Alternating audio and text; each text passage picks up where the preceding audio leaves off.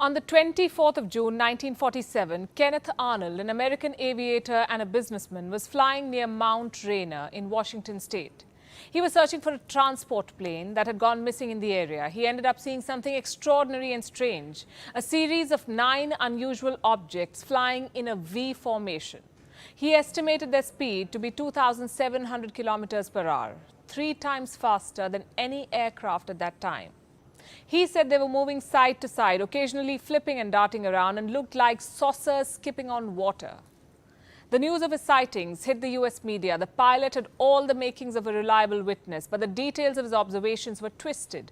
Media reports said he had encountered flying saucers. This was perhaps one of the biggest misquotes in history, but the term flying saucer became a household name in America.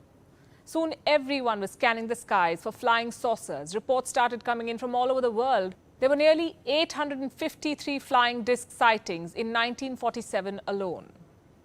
And they grew with time. This obsession turned into pop culture. It became fodder for Hollywood films, which linked the phenomenon with aliens. Now we call them UFOs, unidentified flying objects. Are they indeed extraterrestrial, controlled by visitors from another world? These questions have haunted our imagination for decades. We may now be one step closer to finding an answer. Hello and welcome to Gravitas Plus. I'm Palki Sharma Upadhyay. NASA is getting serious about UFOs. The new chief of the American Space Agency has asked scientists to investigate the existence of unidentified flying objects. This comes exactly 1 year after the US Department of Defense released 3 declassified videos. They showed US Navy pilots encountering what appeared to be UFOs. It was the first time the Pentagon formally acknowledged the existence of such videos. Now, lawmakers from all stripes are pushing hard for answers. Both Republicans and Democrats, who agree on almost nothing, have set aside their differences and are asking in one voice. What exactly is all the unexplained stuff flying in their airspace? A Pentagon report on this should be out any day now. NASA, too, has promised to find some answers. Let's tell you what we know. Starting with the object itself, what is a UFO? An unidentified flying object, a term that was coined by the US Air Force in 1953. They used it to describe any aircraft they cannot easily identify or explain. Now, this term is fairly new, but the concept dates back millennia. For thousands of years, people have reported seeing strange lights and objects flying through the skies. The first known mention is from 440 BCE in ancient Egypt, when the scribes of Pharaoh Thutmose III reported fiery discs floating in the skies. Then in 218 BCE, the Roman Republic recorded several sightings of phantom ships gleaming in the sky. In Christianity, there's a painting depicting the crucifixion of Jesus Christ, which shows 2 UFOs at the top corners. Neither of the pilots have a halo around them, which discards the possibility of them being divine beings. And in India, the earliest reference goes back to 10,000-year-old rock paintings found in the Bastar region of Chhattisgarh. Archaeologists say these paintings depict UFOs like those shown in films. Now, these references and paintings are proof that UFOs have fascinated mankind since ancient times. But there's no evidence to suggest that they belong to otherworldly beings. It's just a paradigm that some of us have willfully embraced. And when I say some of us, I mean Hollywood. It has always loved aliens because there's money in aliens. Silver screen saucers make for good content. They sell tickets. Even more when they're placed in real-life contexts. In the 1950s, films like The Day the Earth Stood Still and Invasion of the Body Snatchers channeled the Cold War paranoia.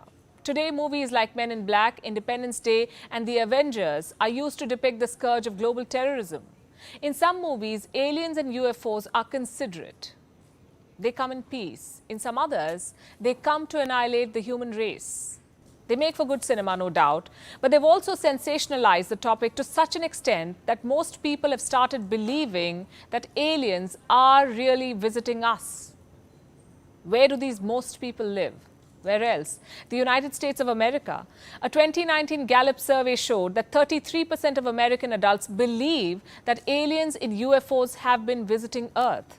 Another survey in the same year, nearly 50% said that successive American governments have been hiding something about UFOs. President Obama says that there is footage and records of objects in the skies. What do you think that it is? I would ask him again. Thank you. But how many Americans have seen a UFO?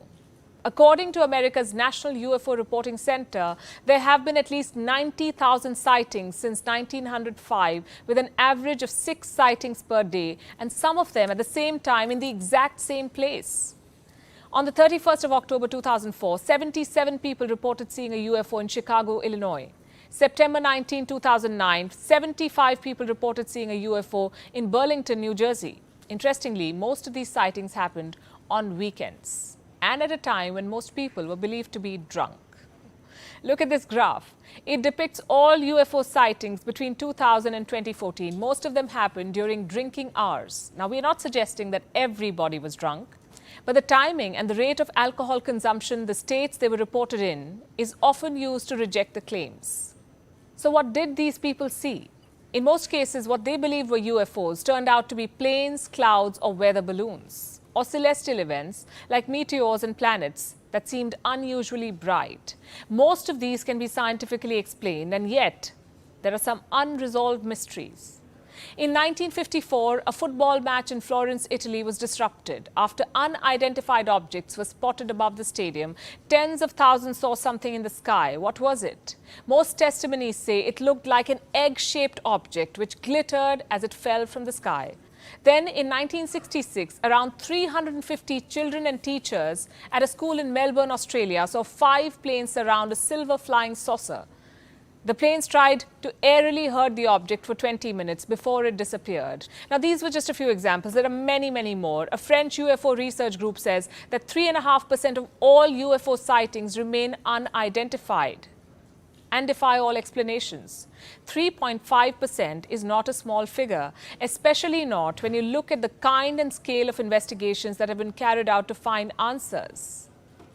America has conducted a total of 12 government-funded investigations on unidentified flying objects. Project Blue Book, Project Grudge, Project Serpo, Project Sign, Project Silverbug, to name a few. The United Kingdom has carried out 2 secret studies into UFOs: the Flying Saucer Working Party and Project Condign. The Soviet Union had dedicated an organization to investigate UFO sightings, Institute 22. It functioned for a total of 13 years. Now, besides the fact that they all got suspended, what's common between all these probes is that all of them concluded that UFOs do exist. And there is no evidence to suggest that they're hostile. Some said they could probably be extraterrestrial beings that have no interest in making contact with humans. Some others said that they were made by humans who had learned how to manipulate the laws of physics and are yet to reveal their intentions. But these were all suggestions. None of the probes could find out exactly who and what was operating these objects. Now, here's the thing. The universe, as we know, is unfathomable. It stretches some 93 billion light years. It has 2 trillion galaxies, each shining with millions of stars and dotted with more planets than you could count. Given all of this, it seems unlikely that we are alone. Yet we found nothing to suggest otherwise. Scientists, real scientists, have spent a lifetime searching for signs of other civilizations. Some concede that we've got the cosmos to ourselves. Some highly doubt that's the case.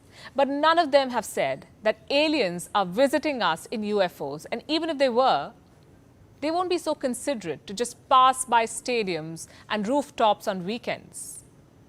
But then again, good science takes time, and the human desire for scientific advancement is insatiable. Just this month, a group of international scientists in Seoul discovered links between galaxies, hidden bridges that are made up of dark matter. They've even built a map to understand how these bridges work. Once they figure out how to navigate this map, perhaps we'll be able to see if any UFOs are passing through. Until then, read The Hitchhiker's Guide to the Galaxy, fabulous book, the funniest piece of science fiction ever. And let's just assume that aliens are benevolent beings, perhaps already living among humans, trying to play peekaboo with their UFOs.